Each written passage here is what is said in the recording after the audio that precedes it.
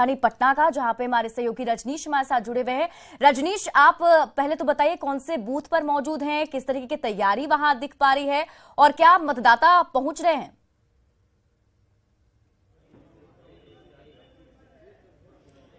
बिल्कुल, देखिए इस वक्त हम राजधानी पटना के फुलवारी शरीफ स्थित जो आदर्श मतदान केंद्र है वहां पर हैं और सुबह का वक्त है। जो वोटर हैं धीरे धीरे पहुंचने लगे हैं और पूरी तैयारी जो निर्वाचन आयोग का जो गाइडलाइन जारी किया गया था उसके आधार पर जिला प्रशासन ने की है और तमाम बूथों पर इसी तरह से जो सुरक्षा कर्मी हैं वहां मोर्चा संभाल लिए हैं। फिलहाल जो बूथ है ये आपको आदर्श मतदान केंद्र है और यहाँ पर 3 बूथ बनाए गए हैं। प्राइमरी स्कूल है ये और धीरे धीरे जो वोटर हैं वो वोट कास्ट करने के लिए पहुंच रहे हैं। तो कुल मिलाकर ये कहें कि 12 नगर निकाय है पटना जिले में और वहां 12 नगर निकाय में 10 जो है नगर परिषद है, जबकि 2 जो है नगर पंचायत है। वहां पर वोटिंग होनी है, चाहे बुजुर्ग हो या फिर युवा हो, उनका जो जोश है वो देखते हुए बन रहा है। सुबह का वक्त है लेकिन देखिए घरों से बाहर निकलकर लोग जो है सहारा लेकर भी बूथ तक पहुंच रहे हैं। उन्हें पता है कि एक वोट का कितना महत्व है और देखिए कि वोटिंग करने के लिए एक बुजुर्ग पहुंचे हैं, जरा उनसे हम बात भी कर लेते हैं। कितनी खुशी हो रही है, वोटिंग करने के लिए पहुंचे हैं? बहुत अच्छा महसूस कर रहे हैं। हम तो पैरालिसिस के पेशेंट हैं, पैरालिसिस फिर भी अपना जो अधिकार है उसका प्रयोग करने आए। अच्छा, हाँ। तो क्या सोच कर आए हैं कि ऐसे कैंडिडेट को वोट करना है जो विकास करे? हाँ बिल्कुल बिल्कुल। जैसे चलिए जरा दिखा दीजिए, ये भी दिखा दीजिए। हाँ। तो इन्हें पता है कि एक वोट का कितना महत्व है। देखिए ये हैं रहमतुद्दीन और रहमतुद्दीन जी आए हैं, पैरालिसिस के पेशेंट हैं। चलिए ठीक है, वोट कीजिए आप।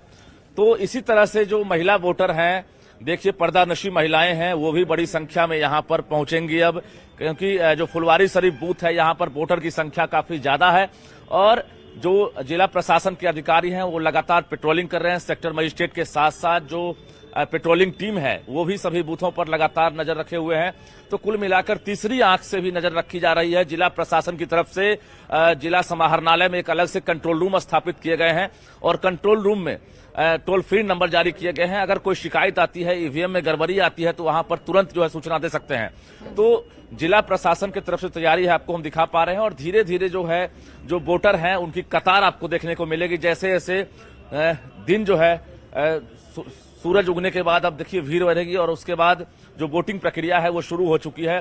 तो जो 6 लाख मतदाता हैं वो अब यहाँ पर बिल्कुल रजनीश, और देखिए वोटर भी काफी जागरूक हैं, उन्हें पता है उनके अधिकार के बारे में और शायद यही वजह है कि वो सुबह होते ही मतदान केंद्र पर पहुंच रहे हैं। हालांकि थोड़ा सा ठंड का असर दिख रहा है लोगों के ऊपर, इसलिए शायद अभी देरी हो रही है।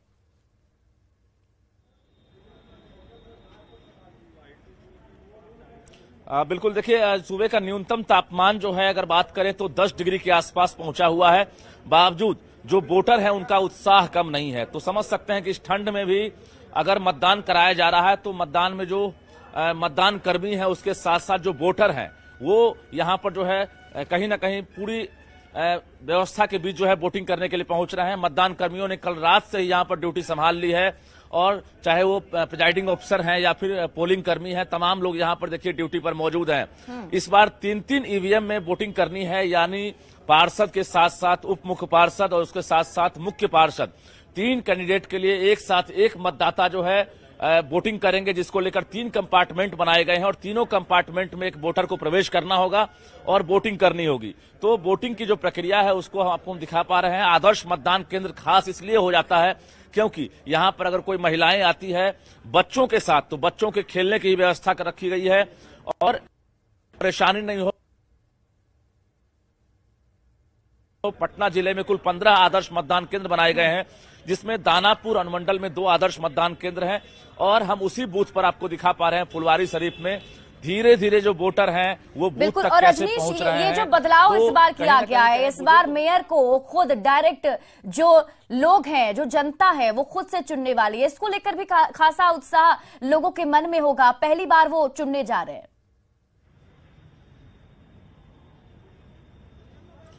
बिल्कुल, देखिए मेयर को लेकर पहले ये था कि जो पार्षद होते हैं वो जो है मेयर को चुनते थे, लेकिन इस बार जनता को यह अधिकार मिला है कि वो मेयर कैसे हो, कैसा मेयर उनको चुनना है, वो अधिकार जनता को मिला है।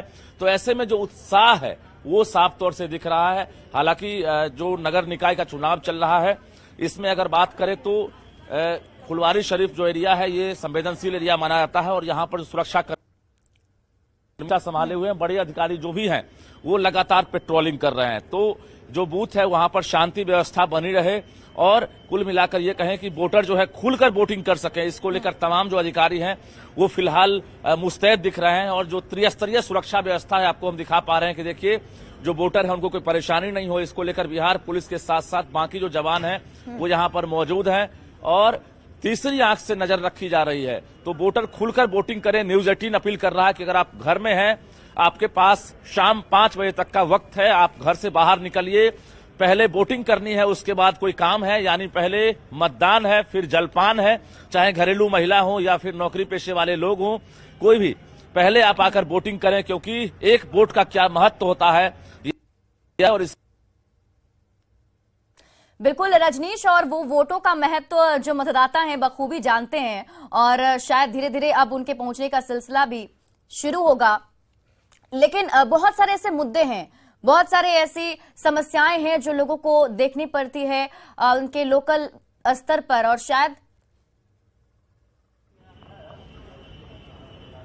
शायद यही वजह है कि उन मुद्दों को लेकर के आज मतदाता वोट करने के लिए पहुंच रहे होंगे। फुलवारी शरीफ की अगर बात करें जहां आप मौजूद हैं, वहां पर क्या कुछ खास ऐसी समस्या देखने को मिलती है? अगर वोटर मिले तो उनसे ही बातचीत कीजिए और क्या कुछ वो चाहते हैं कि वहां पर बदलाव हो?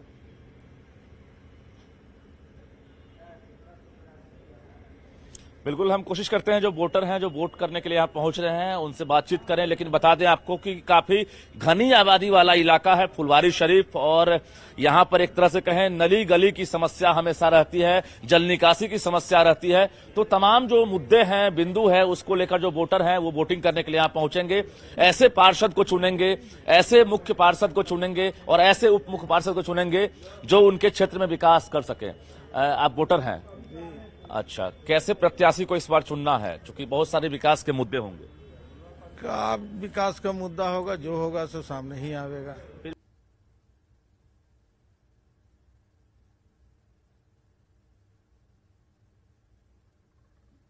तो कई सारे मुद्दे वोटर्स के मन में होते हैं क्योंकि अब जब नगर की सरकार चुननी है तो उसमें उन सब चीजों को देखना है जो उनके आसपास उन्हें नहीं मिल पा रहा है, जो सुविधाएं उन तक नहीं पहुंच पा रही हैं, सरकार की तरफ से जो योजनाएं चलाई जा रही हैं क्या उनका लाभ उन्हें मिल पा रहा है, क्योंकि लोकल बॉडीज के स्तर पर ही उन सुविधाओं को जनता तक मुहैया कराया जाता है, उन तक पहुंचाया जाता है। तो कहीं ना कहीं ये सारे मुद्दे जो है जनता के मन में, मतदाताओं के मन में है और इसीलिए आज सभी मतदाताओं ने मन बना रखा है और अपने अपने मुद्दे को अपने मन में रखकर मतदान केंद्र पर वोट कर रहे हैं।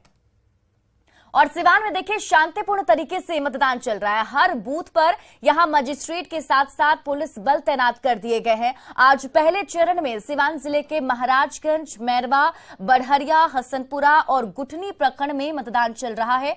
महापर्व में भागीदारी के लिए सुबह से ही मतदाता मतदान केंद्र पर पहुंचने लगे हैं।